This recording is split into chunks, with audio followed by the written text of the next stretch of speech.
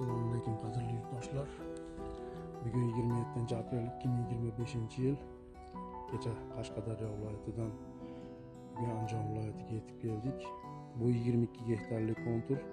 Bu yerga Xitoyning 78 dona ekilgan.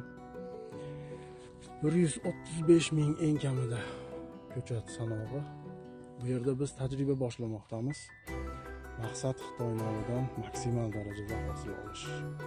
Buning uchun O'zbekistondagi juda kuchli deb fermerlar tomonidan xabar berilayotgan ikkita kompaniyaning mahsulotlari bilan ishlov berishni boshlaymiz. 22 gektarlik konturni 11 gektarida Anguzola Agroservis kompaniyasining mahsulotlari bilan, mana bu yarmida esa Angliyaning Ikar kompaniyasining mahsulotlari bilan. Hozir birinchi suspenziyada Lantastin beriladi. Bu yarmiga esa Ikar Vigorus. Biz Andijon viloyatidamiz. Hozir 22 gektarlik paxta maydonimizda turibmiz. Birinchi ishlov Vigorus ozuqasini beryapmiz 11 gektarimizga va bu yoqda 11 gektarimizga Anguzalni Lantastin ozuqasini ishlayapmiz. 3-aprel kuni ekilgan paxtamiz plyonka ostiga 60 dakika qatoriga ekkanmiz. Bugun 9-aprel kuni ekishni boshlayapmiz. Shtangel apparatimizni tepamiz. Turkiya kechimizda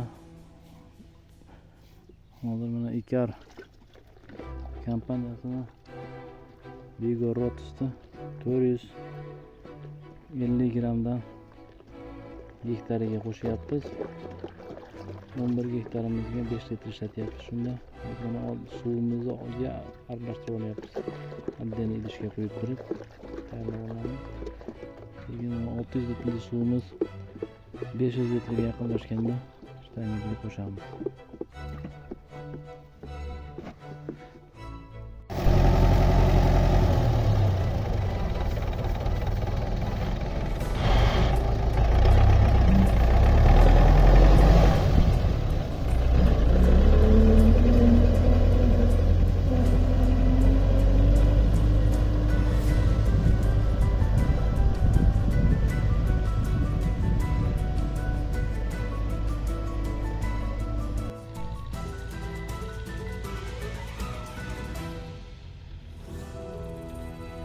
Andijon viloyati. Paxtalarimizni birinchi ishlov suspenziya.